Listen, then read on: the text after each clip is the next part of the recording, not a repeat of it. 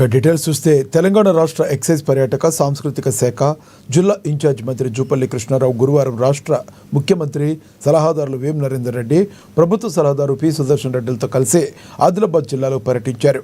హైదరాబాద్ నుంచి ప్రత్యేక హెలికాప్టర్లో బయలుదేరిన వారు జిల్లాలో భీంపూర్, బోరజ్ మండలాల పరిధిలో గల హత్తిఘాట్ పంప్ హౌస్, చనాక కొరట్ట బ్యారేజ్ ప్రాంతాలను ఏరియల్ సర్వే ద్వారా పరిశీలించారు. అనంతరం హత్తిఘాట్ పంప్ హౌస్ వద్ద క్షేత్రస్థాయిలో పర్యటించి ప్రాజెక్టు పనుల పురోగతిని సమీక్షించారు. ఆదిలాబాద్ జిల్లాను అన్ని రంగాల్లో అభివృద్ధి పరచడమే ప్రభుత్వ లక్ష్యమని మంత్రి జూపల్లి స్పష్టం చేశారు. పెండింగ్లో ఉన్న సాగునీటి ప్రాజెక్టును త్వరితగతిన పూర్తి చేసి రైతులకు సమృద్ధిగా సాగునీరు అందించేందుకు ప్రభుత్వం కట్టుబడి ఉందన్నారు. చొనాక కొరట్ట బ్యారేజ్ ద్వారా చేకూరే సాగునీటి ప్రయోజనాలపై ఇంజనీరింగ్ అధికారులతో సమగ్రంగా చర్చించి పలు సూచనలు చేశారు.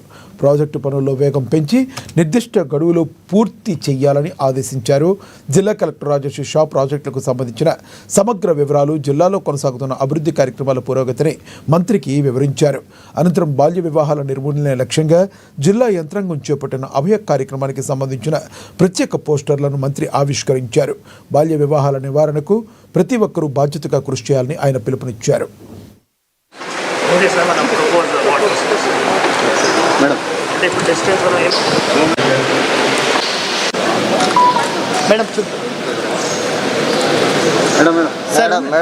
చూడండి సార్.